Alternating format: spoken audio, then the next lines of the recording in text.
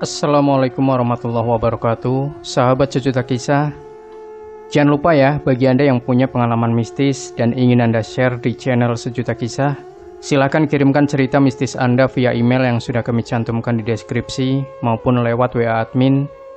Dan kalau Anda nggak suka mengetik, boleh gunakan voice note, durasinya bebas, dan ditunggu cerita Anda sekarang juga.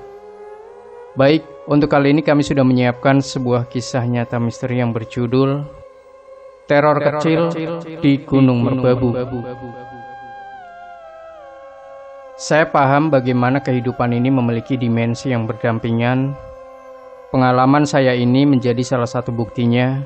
Lokasinya di Gunung Merbabu, sebuah lokasi di mana teror kecil ini terjadi. Pengalaman saya terjadi pada 2019 ketika naik gunung menjadi kegiatan favorit di sekolah dan teman-teman saya. Oleh sebab itu, saya memutuskan bergabung ke organisasi siswa pecinta alam, Sispala. Proses menjadi anggota Sispala memang cukup panjang, mulai dari pendidikan dasar, mendapatkan nomor dada, pendidikan lanjutan, dan masih banyak lagi. Pendakian wajib adalah syarat yang sudah mutlak untuk mendapatkan nomor dada. Kelak, nomor dada akan melekat pada baju lapangan setiap anggota. Angkatan saya ada sekitar 25 calon anggota. Saat itu kami akan mendaki Gunung Merbabu via Selo Gancik Baru, jalur yang agak berat dan masih sepi pendaki. Rombongan kami berangkat menuju Gunung Merbabu selepas sholat asar. Kami berangkat dari Sleman menuju Boyolali menumpang truk pasir. Kami tidak menempuh jalan Jogja-Magelang, tapi menembus jalur truk pasir. Maka kamu bisa membayangkan betapa perut kami jadi sangat mual karena goncangan. Tak sedikit dari kami yang akhirnya mengeluarkan semua santapan makan siang dari lambungnya. Malam sekitar pukul 20.00 kami sampai base camp. Kalau menengok jadwal, kami akan mulai mendaki Gunung Merbabu di pagi hari. Jadi masih ada waktu 1 malam untuk istirahat dan mempersiapkan semuanya. Kemudian tepat pukul 5:30, pendakian siap dimulai. Kombinasi warna merah jambu dan oranye dari matahari terbit menemani awal pendakian kami. Setelah itu, indahnya pemandangan ladang memanjakan mata. Cuaca cerah dan udara segar menjadi awal dari sebuah teror kecil di Gunung Merbabu. Supaya lebih mudah diawasi, 25 orang dibagi menjadi 3 kelompok. Setiap kelompoknya didampingi oleh pendamping Sispala. Sebagian besar dari kami merupakan pendaki pemula dan baru pertama kali mendaki gunung. Oleh sebab itu, banyak yang kaget dan belum bisa mengatur tenaga serta logistiknya. Kalau dari segi logistik, kami masih bisa mengatasinya dengan mematuhi peringatan untuk tidak boros air. Namun, untuk urusan stamina, kami harus belajar mengaturnya supaya pendakian selama 6 jam bisa berjalan dengan baik. Rombongan kami memang sudah melakukan latihan fisik bersama, namun antara latihan dan kondisi di medan asli di Gunung Merbabu sangat berbeda. Kelelahan datang dengan cepat dan membuat pendakian jadi agak molor. Maklum namanya pendaki pemula, jalannya seperti siput. Kami sampai di Sabana saja ketika menjelang maghrib. Selesai mendirikan tenda, kami menghitung ulang anggota rombongan. Untung pas batin saya. Setelah itu kami mulai memasak, makan, lalu mendapat instruksi untuk langsung tidur. Pendakian hari kedua dimulai pukul 5:30 seperti kemarin. Kali ini kami tidak membawa beban seberat kemarin, hanya jaket dan perbekalan ringan. Tujuan kami adalah mencapai puncak dan turun lagi secepat mungkin. Nanti di puncak nomor dada akan dibagikan. Perjalanan sampai puncak Gunung Merbabu berjalan sangat lancar, tidak ada gangguan. Teror yang saya maksud tidak terjadi di sini. Mungkin karena kami mendaki sambil ditemani sinar matahari. Makanya kami bisa menikmati pemandangan dan rimbunnya padang sabana sehabis musim hujan. Sekitar pukul 15, rombongan kami sudah sampai camp area tempat kami mendirikan tenda. Kami tidak mempunyai banyak waktu untuk bersantai. Oleh sebab itu, setelah dari puncak Gunung Merbabu kami bergegas masak, makan lalu packing. Menjelang pukul 16.30, kami sudah selesai packing dan membersihkan area tenda. Sebelum menempuh perjalanan pulang, kami pemanasan dulu biar nggak terkilir ketika turun. Maklum, bagi sebagian orang, perjalanan turun gunung itu bisa lebih berbahaya. Kami berjalan masih menggunakan formasi yang sama, yaitu 3 kelompok. Saya berada di kelompok paling depan dan mendapatkan tanggung jawab memegang HT untuk berkomunikasi dengan kelompok lain. Dalam sebuah pendakian, hal yang paling berbahaya setelah turunnya suhu udara secara ekstrim adalah perjalanan turun. Seperti yang sudah saya singgung tadi, oleh sebab itu saya sadar harus mobile memeriksa kelengkapan anggota. Apesnya, setiap kelompok ini pasti ada 1 atau 2 anggota yang sedikit tidak sehat. Lebih apesnya lagi, kita terpaksa untuk melewati cekaman malam Gunung Merbabu. Woi, kelompok yang paling depan agak cepat saja. Sampai basecamp langsung bergegas bilang orang basecamp untuk evakuasi yang sakit. Ujar teman saya yang berada di kelompok paling belakang menggunakan HT. Segera saya pindah ke depan dan tidak lagi mobile untuk menjaga stamina. Sekitar pukul 20.00, rombongan saya hampir sampai di pos 1. Area di sekitar pos 1 ini disesaki ranting dan semak yang tingginya hampir sama seperti manusia pada umumnya. Sebetulnya saya sudah merasa tidak nyaman turun dengan kecepatan lebih laju, dan keberadaan anggota yang sakit membuat saya lebih mudah cemas. Dan rasa tidak nyaman itu seperti langsung termanifestasikan. Ada suara keras di semak-semak di depan saya.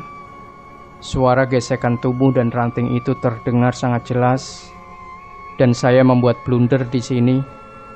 Weh, bangsat, ono demit jinyan. Secara refleks saya mengumpat. Saya yang berada di barisan depan ditempel oleh 5 teman untuk jaga-jaga. Kami langsung saling melempar pandangan dan sadar ada yang janggal. Salah satu teman saya yang memegang senter SWAT mengarahkan cahayanya ke arah semak. Cahaya senter yang terang itu seperti menyambut pemandangan yang bikin saya mulas dan sesak di dada.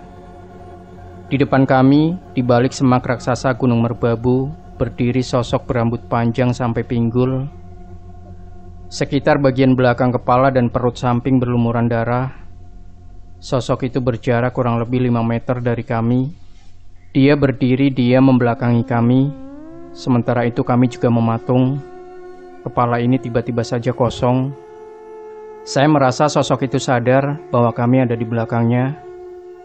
Oleh sebab itu dia memutar kepalanya ke belakang secara perlahan. Seperti melirik kami dari depan, saya bisa melihatnya menyeringai. Kami semakin terdiam dan mengunci mulut serapat mungkin.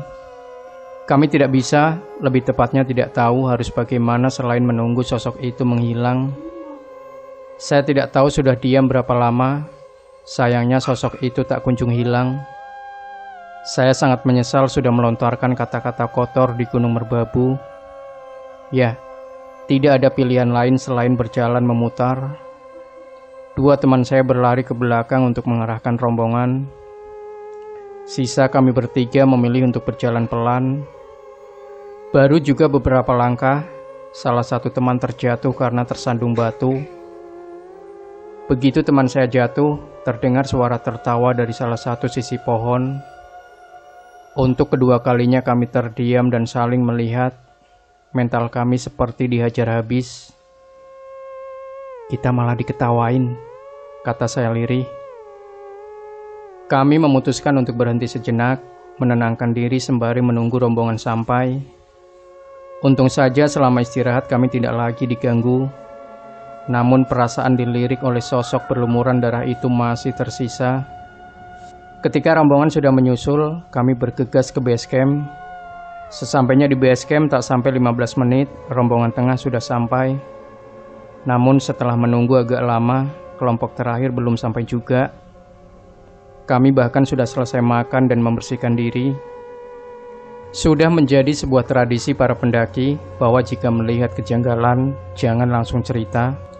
Nah, pada momentum ini, mereka semua bercerita tentang seramnya jalur pendakian pada malam hari di Gunung Merbabu.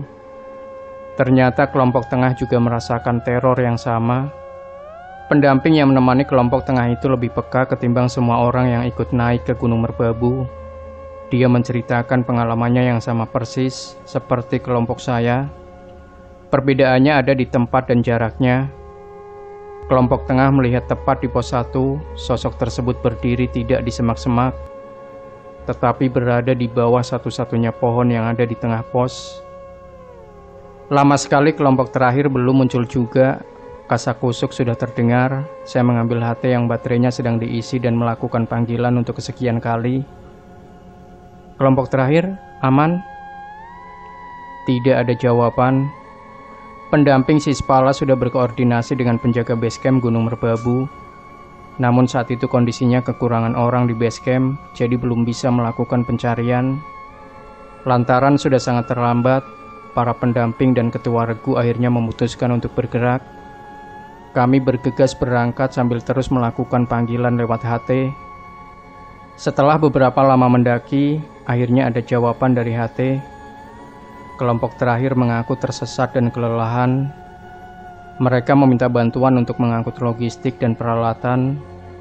Kami jadi agak tenang, meski kelelahan sudah sangat terasa. Meski sudah agak tenang, tapi kami tidak menurunkan kecepatan. Bahkan saya merasa kami agak tergesa-gesa. Saat melewati pos 1, saya menutup mulut serapat mungkin. Saya juga tidak berani menoleh. Pokoknya jalan saja, tidak terpisah dari rombongan dan menjaga omongan. Kami akhirnya menemukan kelompok terakhir di antara pos 1 dan 2 Gunung Merbabu.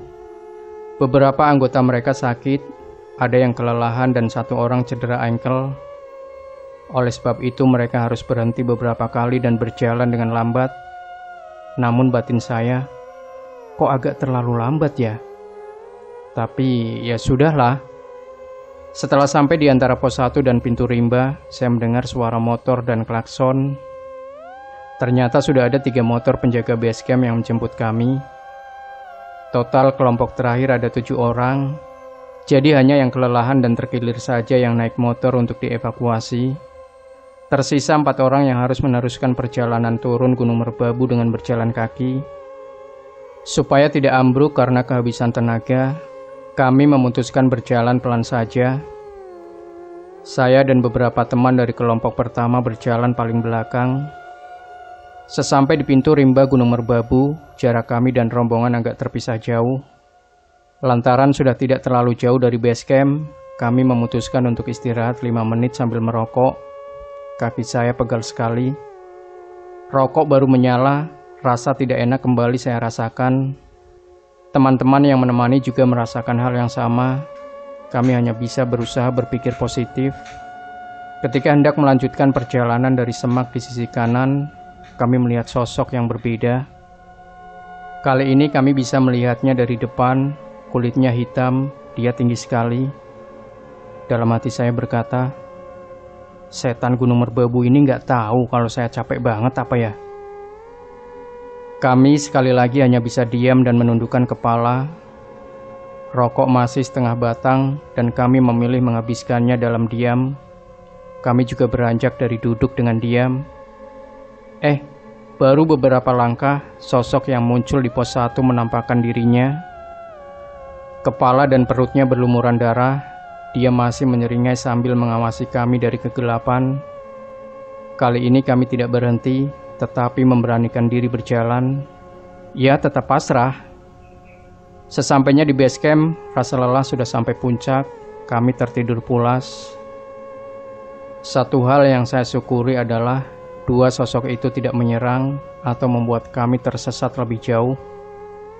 Mereka menampakkan diri setelah saya dan mungkin beberapa orang lain berbuat tidak benar. Dimensi yang berbeda itu mungkin terganggu ketika rumah mereka dibuat kotor oleh sebatas tamu. Semoga kita bisa mengambil hikmah dari kisah ini. Jangan lupa, sahabat Sejuta Kisah, berikan komentar Anda, like, share video ini, subscribe channel Sejuta Kisah, dan nantikan kembali cerita-cerita misteri terbaru dari kami. Wassalamualaikum warahmatullahi wabarakatuh.